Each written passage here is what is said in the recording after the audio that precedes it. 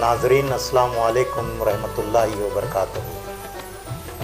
रमज़ानुल मुबारक के दौरान इफ्तार और सहर के मौक़ों पर ATV गुलबर्गा पर पेश किया जाने वाला खुसूसी प्रोग्राम रहमत रमज़ान आपको आपकी खिदमत में पेश किया जा रहा है।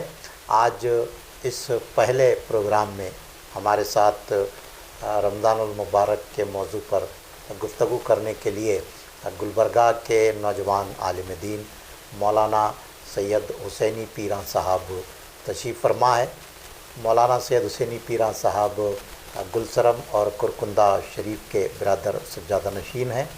जामे निज़ामिया से आप कामिल फ़ारिग़ हैं और मस्जिद जमीयतुल कुरैश ख्वाजा कॉलोनी में आप ख़तीब व इमाम के हिस्से से खिदमत अंजाम दे रहे हैं। आप एक बेहतरीन मुक़र्रिर भी हैं। तो मौलाना आपका इस प्रोग्राम में खैर मक़दम है। बहुत शुक्रिया, जज़ाकल्लाह। सबसे पहले हमारे नाज़रीन को ये बताएं कि रमज़ानुल मुबारक का ज़िक्र कुरान मजीद में किस तरह हुआ है। अल्हम्दुलिल्लाहि रब्बिल आलमीन वल आक़िबतु लिल मुत्तक़ीन वस्सलातु वस्सलामु अला सय्यिदिल अंबिया'i वल मुरसलीन अम्मा बाद। ATV के सरबराह मोहतरम, सरबराह आला, सीनियर सहाफ़ी मोहतरमुल मुक़ाम अज़ीज़ुल्लाह सरमद साहब और ATV के तमाम नाज़रीन को मैं सबसे पहले दिल की गहराइयों से रमज़ान मुबारक की पुरखुलूस मुबारकबाद पेश करता हूँ और मोहतरम अज़ीज़ुल्लाह सरमद साहब का ममनून हूँ कि उन्होंने अपने इस चैनल पर मुझे रमज़ान मुबारक के हवाले से मदऊ किया। जैसा कि आपने फरमाया कि रमज़ान मुबारक का कुरान में किस तरह ज़िक्र आया है। अल्लाह रब्बुल इज़्ज़त ने कुरान मजीद को और रमज़ान मुबारक को दोनों की निस्बत को एक साथ ज़िक्र फरमाया। कुरान मजीद की मशहूर व मारूफ़ आयत है, जैसे ही रमज़ान मुबारक का महीना आता है तो हमारे वाइज़ हज़रात, अइम्मा हज़रात, खुतबा हज़रात ये आयत पढ़ते रहते हैं कि शहरु रमज़ान अल्लज़ी उन्ज़िल फ़ीहिल कुरान। रमज़ान का वो मुक़द्दस महीना है जिसमें अल्लाह सुब्हानहु व तआला ने कुरान मजीद को नाज़िल फरमाया। तो रमज़ान का जो ज़िक्र है कुरान मजीद में वाज़ेह अल्फाज में फ़रमाया गया। यूँ तो 12 महीने हैं इस्लामी एतबार से, मगर किसी महीने का वजाहत के साथ ऐसा ज़िक्र नहीं आया जैसा रमज़ान मुबारक का आया।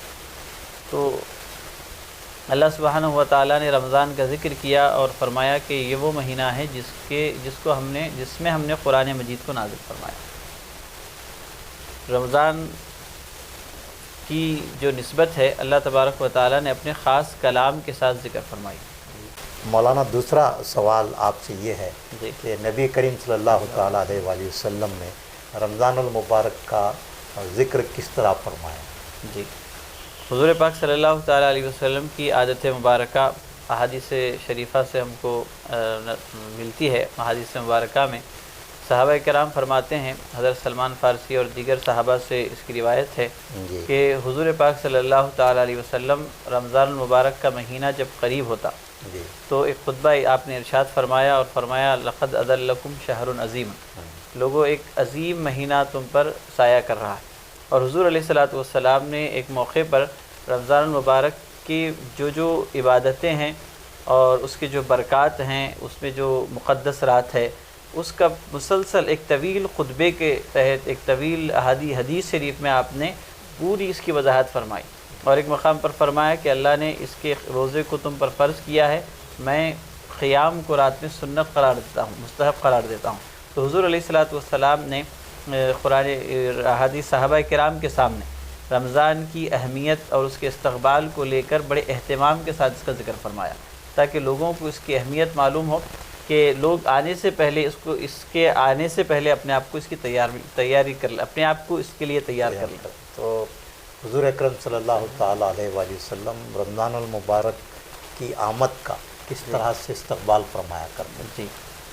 सहाबा किराम फरमाते हैं कि हुज़ूर सल्लल्लाहु अलैहि वसल्लम रजबुल मुरज्जब से ही हमको ये तालीम देते کہ دعا کرو تو اس طرح دعا کرو کہ اے اللہ ہمارے لیے رجب اور شعبان میں برکت عطا فرما اور ہم کو رمضان تک پہنچا۔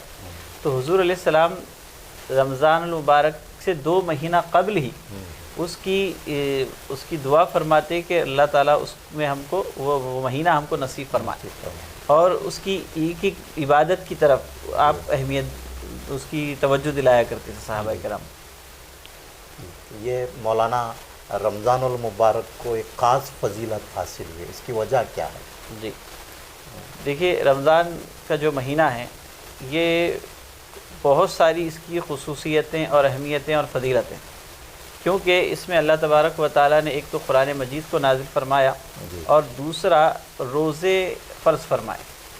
یہ 2 ایسی عبادتیں ہیں جو اس مہینے کو ممتاز کرتی ہیں، اور اللہ کی جو رحمتیں نازل ہوتی ہیں وہ دیگر ایام میں ان کے دیگر مختلف راتوں میں بھی ہوتی ہیں، مگر مکمل اتنی کثیر تعداد کے ساتھ اگر کہا جائے کہ دیگر دنوں میں یا دیگر راتوں میں اللہ کی رحمت نازل ہوتی ہے، اس مہینے کے اعتبار سے اگر کہا جائے تو گویا کہ اللہ کی رحمت انڈیلتی رہتی ہے بندوں پر۔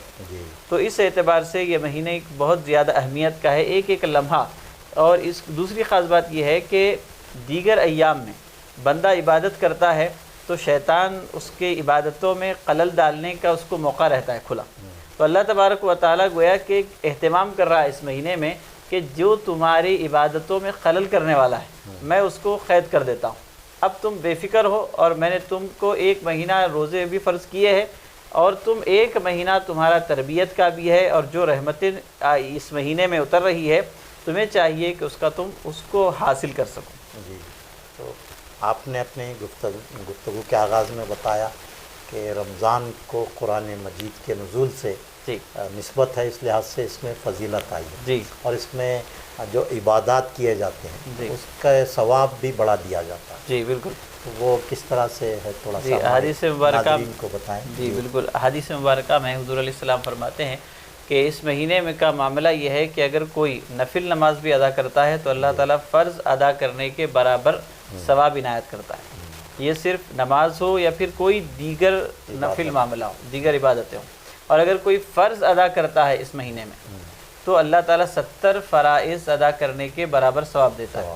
ہم نے اس حدیث کو صرف یہ سمجھا کہ نماز کے حد تک کا معاملہ ہے، نماز کے علاوہ دیگر جو فرائض ہیں جیسے لوگوں کے حقوق ادا کرنا ہے، دوسری جو ذمہ داریاں ہیں یہ فرائض میں آتی ہیں، یہ بھی اگر کوئی بندہ اس مہینے میں ادا کرتا ہے تو 70 مرتبہ اس کا ثواب بڑھا کر اللہ تعالیٰ عنایت کرتا ہے۔ سبحان اللہ، سبحان اللہ۔ مولانا یہ بتائیں کہ رمضان المبارک کا احترام کس طرح کیا جانا چاہیے؟ جی، اس کا اہتمام کیا ہونا چاہیے؟ جی دیکھیے، ایک ہے احترام، دوسرا ہے اہتمام۔ احترام تو جب ہم اس کی فضیلت، اس کی اہمیت دیکھتے ہیں تو دل میں ایک احترام پیدا ہوتا ہے۔ فضائل بیان کرنے کا مقصد یہ ہے حضور علیہ السلام کا رمضان کے، تاکہ فضائل کو سننے کی برکت سے دل میں اہمیت پیدا ہو۔ جب اہمیت پیدا ہو تو کیا کرنا چاہیے، اس کا اہتمام کیسا ہو۔ تو یہ 2 چیزیں ہیں، ایک تو ہے احترام، اس کے لیے فضائل بیان کیے گئے کہ یہ مہینہ اس میں اللہ تعالیٰ شیطان کو قید کر دیتا ہے، ایک نفل کا ثواب فرض کے برابر، یہ ساری فضیلتیں اس میں مقدس رات دی جانے والی ہے، سارے اس کے فضائل بیان کیے گئے تاکہ لوگوں کو اس کی اہمیت معلوم ہو۔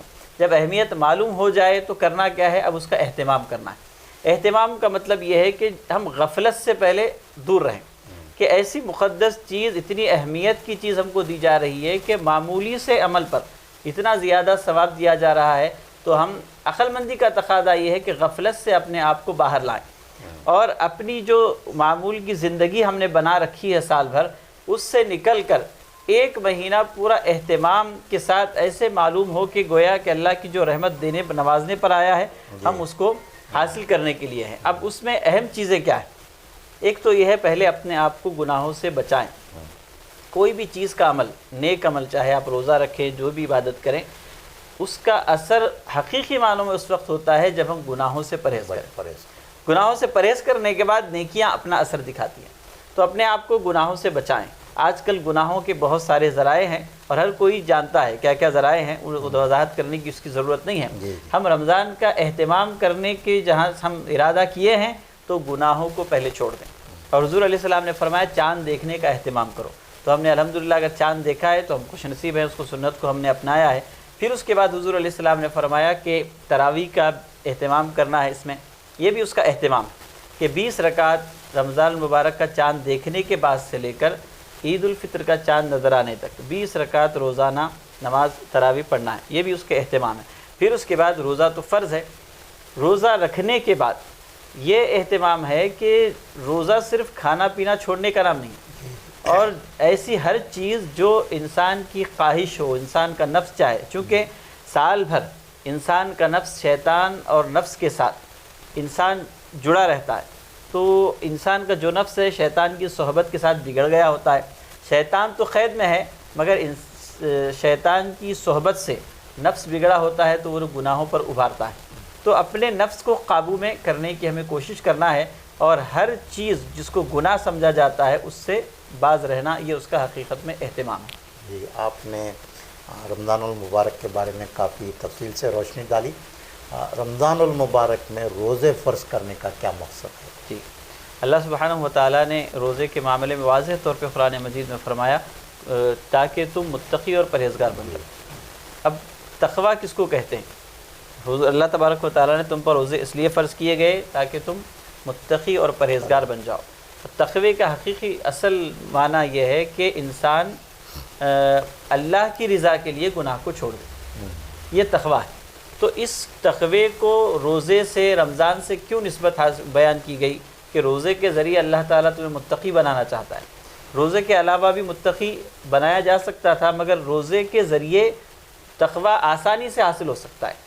کیوں حاصل ہو سکتا ہے؟ صوفیہ کرام نے اپنی تعلیمات میں یہ باتیں لکھی ہیں ملفوظات میں کہ انسان جب بھوکا رہتا ہے تو گناہ کی طرف رغبت نہیں رہتی، جب شکم سیر رہتا ہے تو گناہوں کا غلبہ ہوتا ہے، گناہوں کی طرف میلان ہوتا ہے۔ تو اللہ تبارک و تعالی شیطان کو قید کیا ہوا ہے رمضان میں، اور بھوکا رکھ کر نفس کو کمزور کر رہا ہے، تو اب اس کے پاس گناہ کا کوئی موقع نہیں ہے۔ اب انسان اگر صرف غفلت سے باہر آ کر یہ سوچے گا کہ مجھے اب متقی بننا ہے، گناہ کو چھوڑنا ہے، یہ چیز میرے لیے آخرت کی بربادی کا سبب ہے، تو آسانی سے بندہ گناہ سے بچ سکتا ہے، نیکیوں کی طرف مائل ہونے میں بڑی اس میں مدد ملتی ہے۔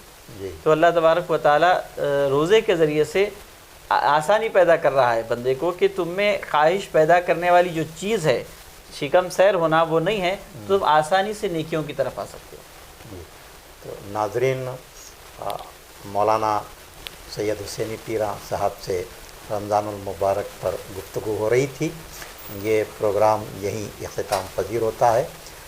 آپ جانتے ہیں کہ ہر سال ماہ رمضان المبارک میں ATV یہ خصوصی پروگرام رحمت رمضان سحر اور افطار کے موقعوں پر پیش کرتا ہے۔